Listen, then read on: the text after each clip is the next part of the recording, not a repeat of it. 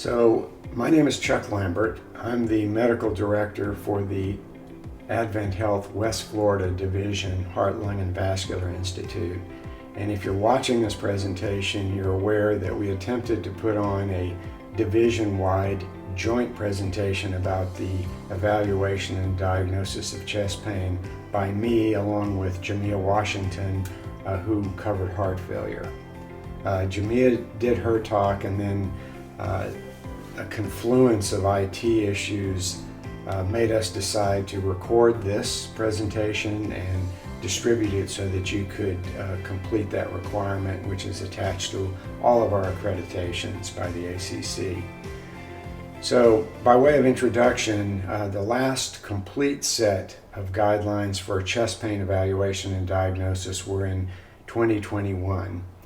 There have been some minor changes to those guidelines, but really they are up to date, and if any of you would like a copy, please just email me or Kristen or your accreditation coordinator at your individual hospital, and we will get them to you. Everybody knows this from training and clinical experience, but with changes that have been recognized in women, I think this figure, which is included in these most recent guidelines, has become a little bit more important to talk about. The old classic high probability of ischemia over here on the left, which is colored in red, of the classic central pressure squeezing elephant on your chest pain, is not applicable to a lot of women. And the fleeting, sharp, pleuritic positional chest pain, which we commonly associate with non-cardiac pain, may be more meaningful than we previously thought. The Levine sign, which this guy right here has his chest clutched with two hands, is great if your patient has it, but it's been widely understood, especially with the WISE set of studies and others in women, that 50% of our patients who are female may not be in this category. And I'm going to talk a little bit more about that and some of the research later on. But I think whenever you see a figure like this, think about what is current and important when you see a female patient, regardless of age, either complaining of classical or atypical, which is probably an inappropriate word, chest pain in the future. Another thing which is not in the guidelines, but it's important for people in Florida, is to recognize that still one of the top three every year instigators for a malpractice in the emergency room is related to failure to diagnose. If you stick to the guidelines and follow them, that's your best defense against this kind of thing. It's also an assurance of the best treatment for your patients. Now back to the guidelines. The most recent version has this figure within it, looking at the top 10 causes of chest pain in the emergency department based upon age. Young folks, the most common cause is nonspecific chest pain. In people over 80, it's nonspecific chest pain. The difference is this red bar here in young people is respiratory chest pain, and in 80-year-olds it's coronary disease, in 65 to 79-year-olds it's coronary disease, and in 45 to 64-year-olds it's coronary disease. One of the new things in the 2021 guidelines was the 1B recommendation, more of a statement than a recommendation, that women who present with chest pain are at risk for underdiagnosis and potential cardiac causes should always be considered. I would alter that statement to say that women are not only at risk for underdiagnosis, but under treatment and under follow-up. And I would keep that in the back of your mind because that's over half of the population you see. And we'll talk about that a little bit more in regard to some recent research. That research is mainly embodied in the Warrior trial. And if you're not familiar with this, a couple of our hospitals have been involved with this. Enrollment recently closed in this trial, and we're anxiously awaiting the final analysis of the data. But the reason this trial was done, and I might add it was funded by the Department of Defense, is that if you take a group of women, and it's almost independent of age, and you look at women who presented to their doctors with some chest pain, it doesn't matter if it's classic, like on the Levine sign man that I showed you early, or nonspecific. If they presented with chest pain and they were evaluated by their physicians with something related to coronary anatomy, and that could be cardiac catheterization or it could be CCTA, and we've even looked at high-risk stress testing. If that group of women and those tests were negative, meaning they got cath, they had a CCTA or a stress test, and the test was negative, they didn't have coronary disease, but they presented with chest pain, and you compare them with a matched group of women who are the same age, the same risk profile, but who have never presented with chest pain, the chest pain ladies, even though they have normal coronaries, are at 300% higher risk of having a cardiac event or a major cardiovascular event in the next 5 years.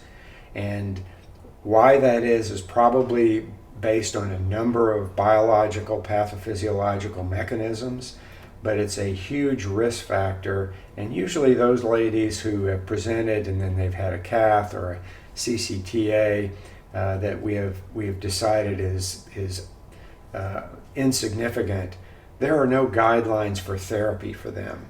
So even though they have a 300% higher risk of an event, should we have them on nitrates? Should we have them on beta blockers? Should we have them on a statin? Should we have them on an ACE or an ARB? Totally unknown. The Warrior trial was designed to randomize female patients who presented that way to intensive medical therapy or usual care. And usual care was they're sent back to their primary physician and or their cardiologist, and they treat them as they see fit. And the goal of this trial was, because we think we know the answer, was to come up with guideline-directed therapy for women who don't have obstructive coronary disease but have a 300% higher event rate. And I'm predicting that the trial will be positive, and you will have a new set of guidelines in the near future that will change the way we treat females with chest pain. Totally normal day.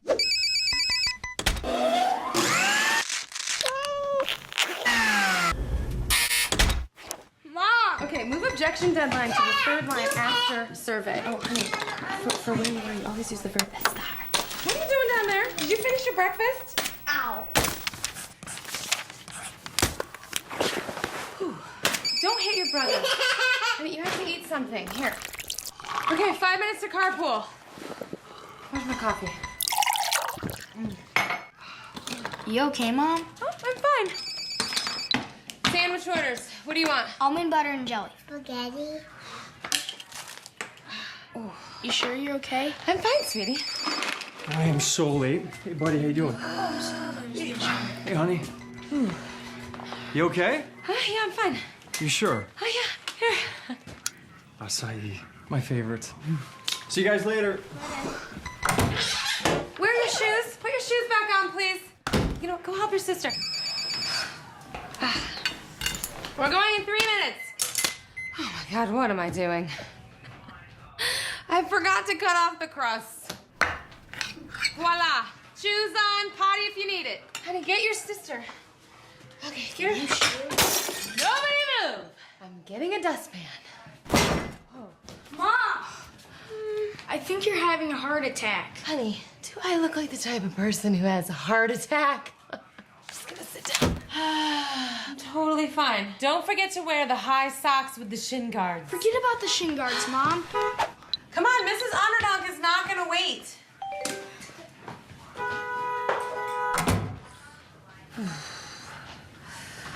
Whoa. Okay. 9, 1, 1. Hi, sorry to bother you. I think I might be having a little heart attack.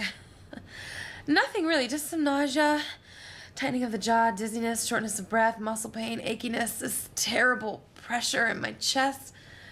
Oh, really? They can be here in how long? 2 minutes. Can you make it 10?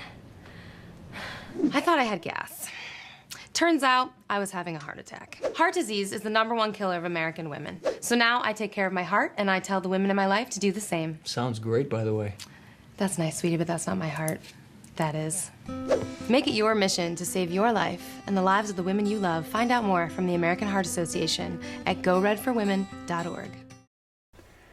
So back to the more mundane. The guidelines have, as you know, 1 million flowcharts in them. And I'm not going to show them all to you, but I'm going to show a couple of them. There's one that is so-called patient-centric approach to management of patients with chest pain. And it begins with a patient with chest pain, a history and a physical exam, an electrocardiogram, and thinking about a potential cardiac cause, maybe not focusing on this so much in terms of STEMI or no STEMI, but obviously that's being done. If it is a STEMI, you follow the STEMI guidelines. If it's not, you look at patient-centric etiologies, and those would include ACS, an acute coronary syndrome, an acute aortic syndrome, aortic dissection being the most common in terms of that, pulmonary embolism, which you're all aware, acute myopericarditis, and valvular heart disease, most common being aortic stenosis.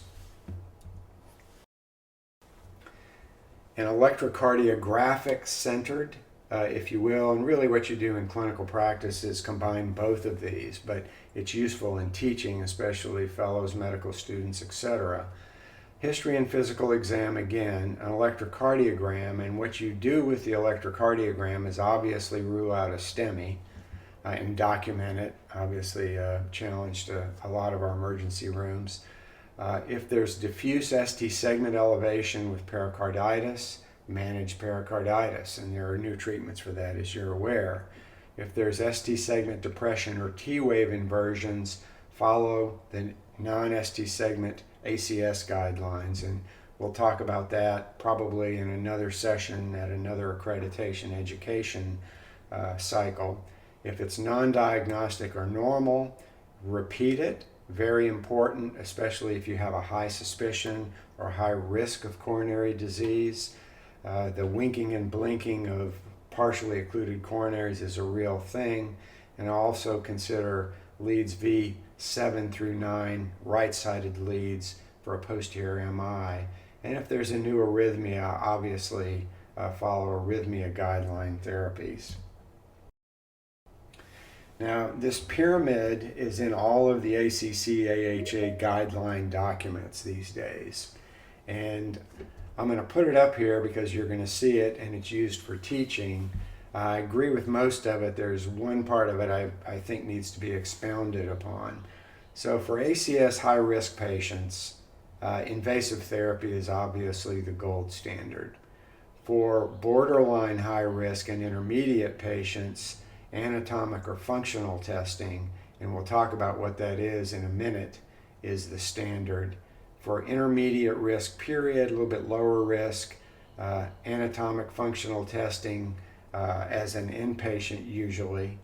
Low risk patients, optional deferment of testing, electrocardiogram, CAC scan, which is a coronary artery calcium scan, or no testing at all, are all in the guidelines.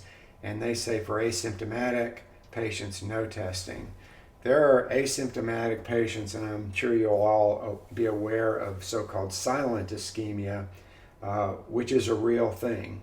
Half of people with documented severe coronary disease have silent episodes of ischemia, and this can be up to 50% of their episodes of ischemia if you do continuous ambulatory ST segment monitoring on them, which we've done as a research tool but isn't done in regular practice. So asymptomatic patients can be sick enough to really be in this high-risk category, and I would just keep that in mind. This pyramid is focused on first presentation based upon risk, not including patients with coronary disease who may have coronary spasm, Prinzmetal's angina, or intermittent occlusion of known coronary disease. Now, as we're talking about invasive, non-invasive testing, I want to mention that this set of guidelines, the 2021 guidelines, were the first to include this modality of imaging, which you'll all recognize as CCTA, or computed tomography coronary angiography. And using a fast, relatively high resolution CT scanner, you're all aware, if you control heart rate, etc., you can get a picture of coronaries that can be laid out, as you can see here, a lot easier than taking multiple views of a coronary angiogram. However, there are limitations for this. It's not as easy in the general population to get stable heart rates in the emergency room.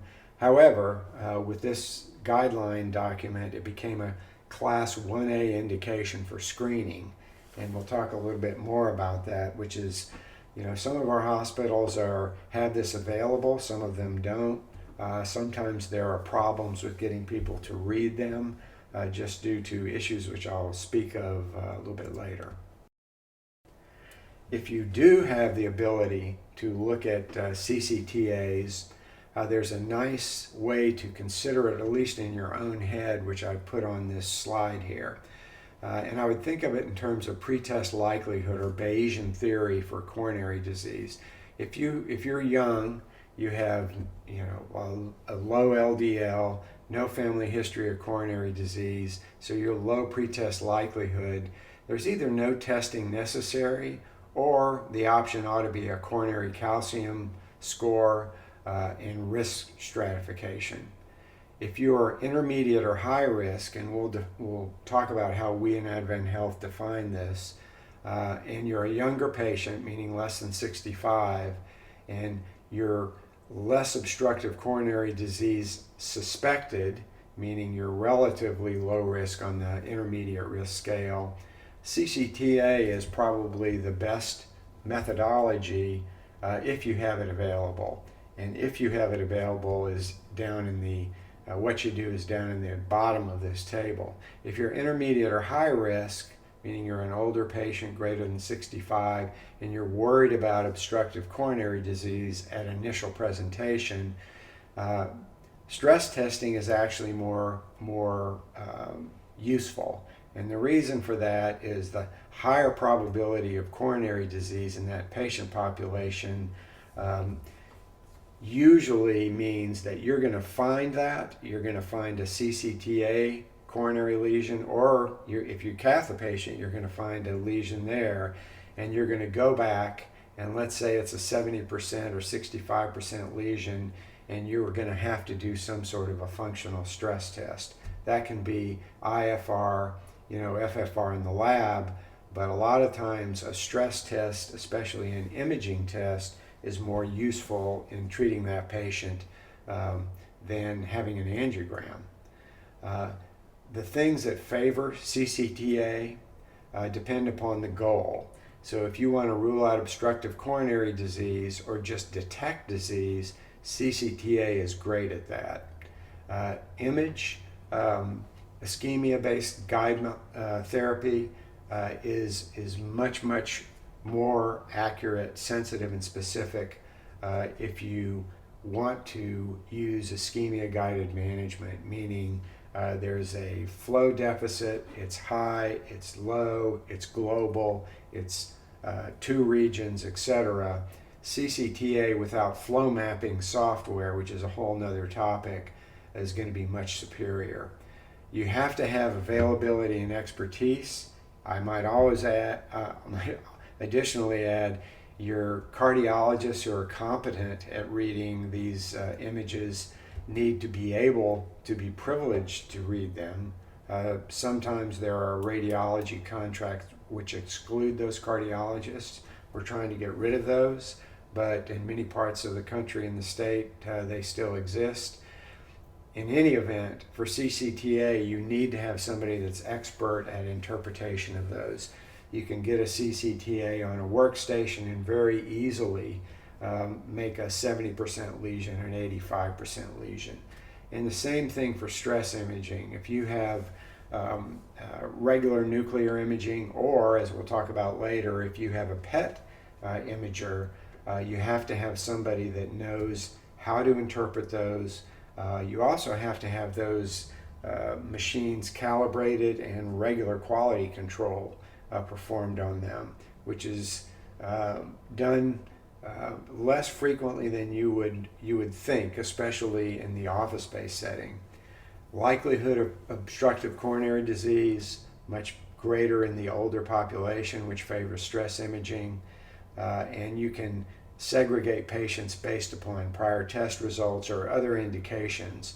And I won't go over this in detail, but if you think somebody has an anomalous coronary by virtue of EKG changes or something other than that, or if you have a PET or other imaging that which is a suspect scar, or if you have microvascular data, especially in women, you may want to go towards stress imaging. So a lot of considerations. Bottom line, there's a 1A indication for screening for intermediate patients, which previously wasn't there for CCTA if you have it available. The patient is in normal sinus rhythm with a reasonable rate that can be controlled, and you have somebody to read that study at the time. The algorithms for acute chest pain, and I'm going to show you a couple of them. I'm going to try to do this quickly in the next 5 minutes or so. This is number one, history and physical electrocardiogram, and these green boxes mean these are 1A indications. Non-cardiac cause, no testing required. Possible ACS, get a troponin, use a clinical diagnostic pathway to risk stratify to low risk, intermediate risk, or high risk. We use the heart score to do this, and we'll talk a little bit more about that, I think, in the next slide. Low risk patients generally can be discharged, and they may need testing on discharge. They definitely need follow-up, i.e. a phone call. Intermediate risk patients, if it's severe in terms of the intermediate risk, they probably should be considered cardiology consult observation high risk patients. If they're really high risk, high heart score, EKG changes, etc., they should go to angiography.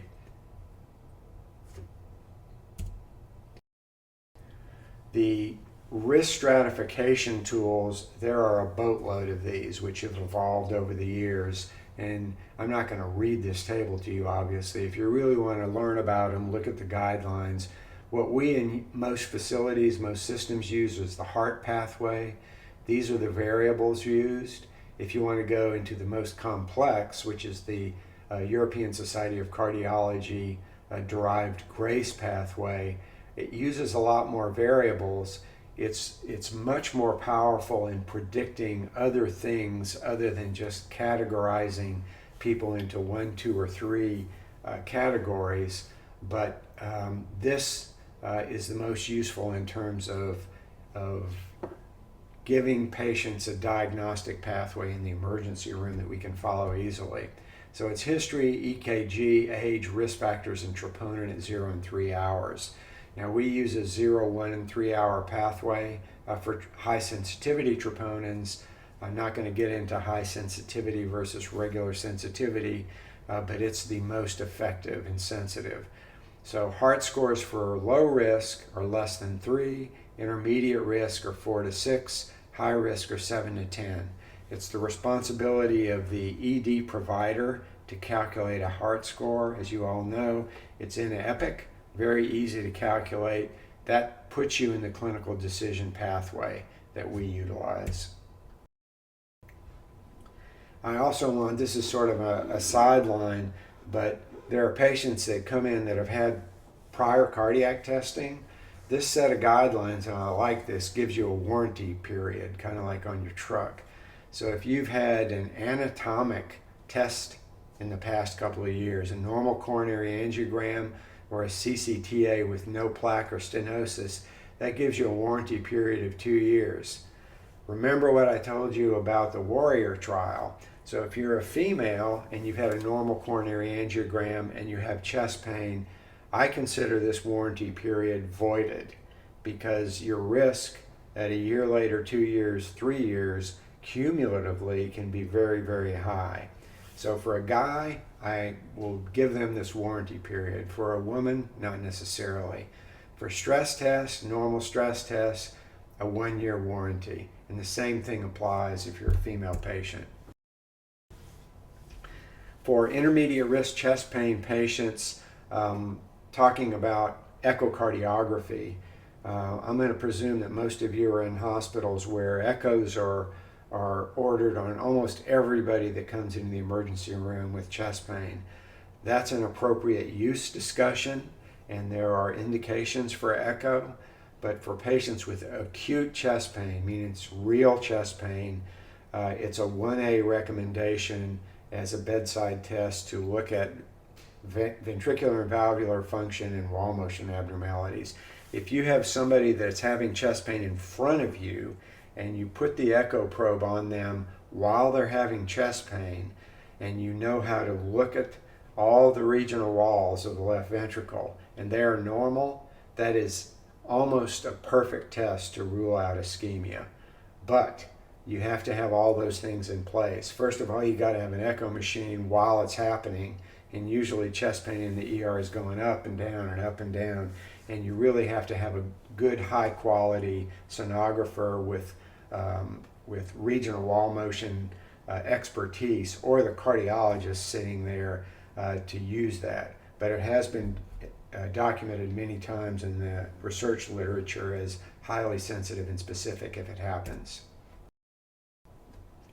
Anatomic chest pain for intermediate risk patients with no known coronary disease. CCTA, as I've talked about, is now a 1A. So very useful if you can get it. And from our divisional standpoint, we're pushing to use that. One of the downsides is the cost. The other downside is it does take radiation exposure, and it takes all the things I showed you on that previous table to make it work, make it sensitive, make it specific. The big algorithm, if you will, for acute chest pain I've put on this slide, which includes everything. The boxes, again, the green boxes are class 1, and the yellowish, I guess, ochre boxes are 2A or 2B. I guess these are all 2A indications. And just to corroborate what I've said prior, these are patients with prior testing that have a guarantee. If they had prior testing and it was inconclusive, same thing, CCTA. If they had prior testing, prior moderate coronary disease with new chest pain, go to cath. Those are what we used to call unstable angina patients.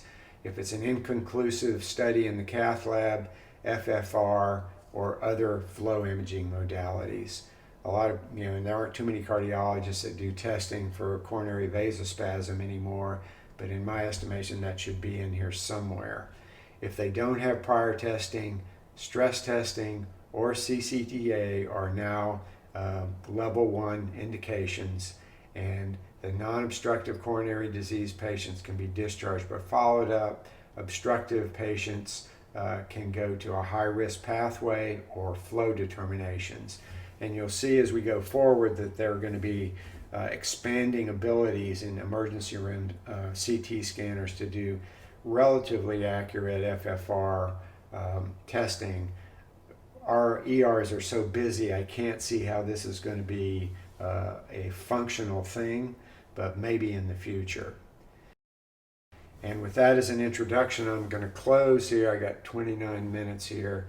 This machine is a combination PET CT scanner. And we're looking right now at trying to maybe at least get one of these things somewhere in the division. Because if you think about PET CT, positron emission tomography is the future of nuclear imaging for cardiology. It's much faster, it's much more accurate, it's much more sensitive, and if you've ever seen a patient in a PET scanner, it's amazingly palatable to them and almost instantly available in terms of analysis.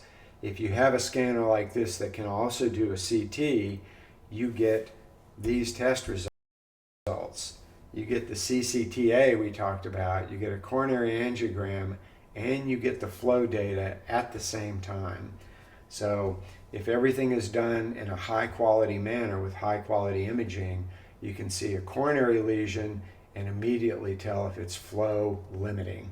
So these things are probably the future of coronary diagnosis for ischemic heart disease, at least for obstructive disease. And hopefully we can get a scanner or two present in the division and make this available to our patients. So I'm going to stop here. If you have any other questions, feel free to email me. Email any of your coordinators, and I will see you at your accreditation meetings. Thank you.